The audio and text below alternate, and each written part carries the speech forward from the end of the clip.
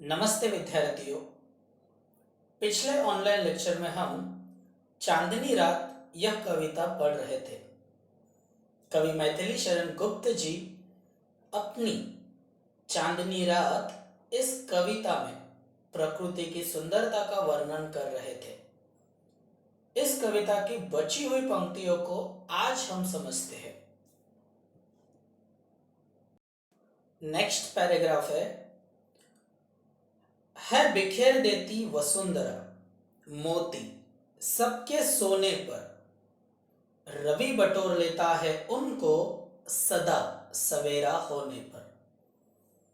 वसुंधरा अर्थात धरती या पृथ्वी और मोती अर्थात ओस की बूंदे या ड्यू ड्रॉप्स। है बिखेर देती वसुंधरा मोती सबके सोने पर, अर्थात रात्रि के समय सभी के सो जाने पर धरती हर जगह ओस की बूंदें बिछा देती है और वह ओस की बूंदें चांदनियों की उन प्रकाश में मोतियों की तरह प्रतीत होती है, मोतियों की तरह दिखती है।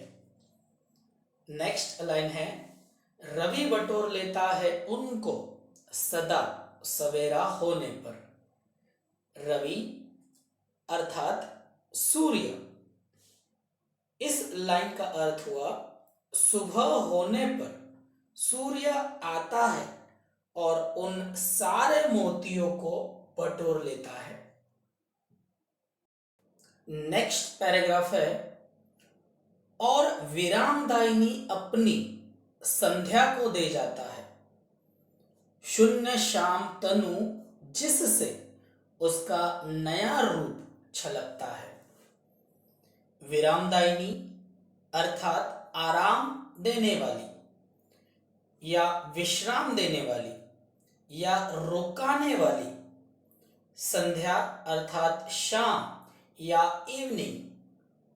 इस लाइन का अर्थ है सुबह होने पर सूर्य ओस की बूंदे या उन मोतियों को बटोर लेता है और इसके बदले में जब सूर्य का रुकने का समय आता है या सूर्य का ढलने का समय आता है तो सूर्य उन मोतियों के बदले पूरी प्रकृति को संध्या अर्थात शाम दे जाता है।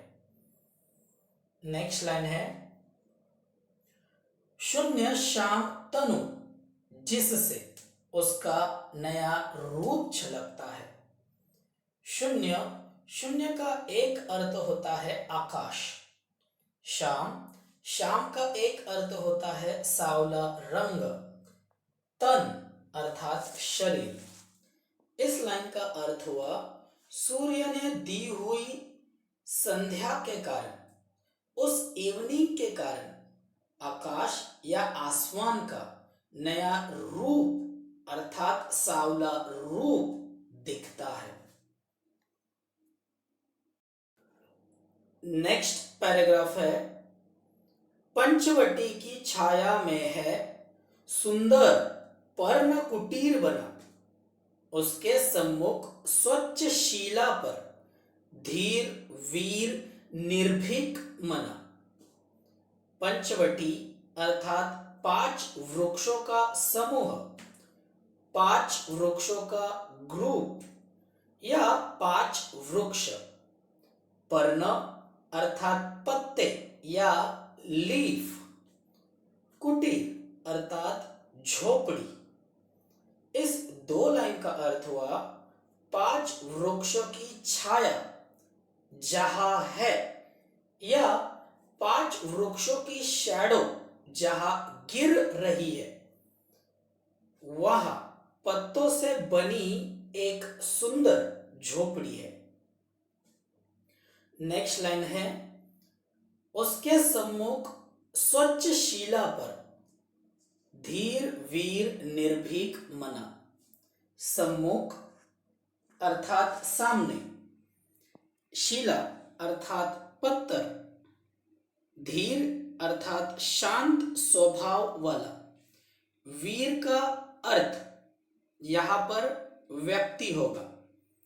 निर्भीक अर्थात निडर, मना अर्थात मन वाला। इस लाइन का अर्थ हुआ, उस सुंदर झोपड़ी के सामने एक पत्थर है, उस पत्थर पर निडर मन वाला, शांत स्वभाव वाला एक व्यक्ति बैठा है। नेक्स्ट पैराग्राफ है, जाग रहा यह कौन धरनूर, जबकि भुवन भर सोता है। भोगी कुसुमायुद्ध योगी सा बना दृष्टिगत होता है। धरनूर अर्थात तीरंदाज, तीर या बाण चलाने वाला। धरनूर का दूसरा अर्थ होगा धर अर्थात धरती, नूर अर्थात शोभा या चमक। तो धरनूर का अर्थ होगा धरती का नूर या धरती की शोभा बढ़ाने वाला। भुवन अर्थात संसार या विश्व। इस लाइन का अर्थ होगा, इस चांदनी रात में जब पूरा संसार सो रहा है, तब यह तीरंदाज या धरती की शोभा बढ़ाने वाला यह कौन है जो जाग रहा है। नेक्स्ट लाइन है, भोगी कुसुमायुद्ध योगी सा बना दृष्टिगत होता है। कुसुमायुद्ध अर्थात कामदेव या ईश्वर। योगी अर्थात योग करने वाला या तपस्या करने वाला। दृष्टिगत अर्थात जो दिख रहा है। इस लाइन का अर्थ हुआ, वह ईश्वर की तरह दिखने वाला एक योगी है जो योग कर रहा है। चांदनी रात, इस कविता में हमने समझा कि किसी एक ही चीज को देखने का हमारा नजरिया अलग है और कवि का नजरिया अलग है। हमें साधारण सी दिखने वाली चीज भी कवि के लिए अनमोल है। हमें रोज नजर आने वाले पेड़ पौधे, चांद चांदनियां, सूर्य, इन साधारण सी चीजों को कवि ने अपने नजरिए से सुंदरता प्रदान की है। धन्यवाद।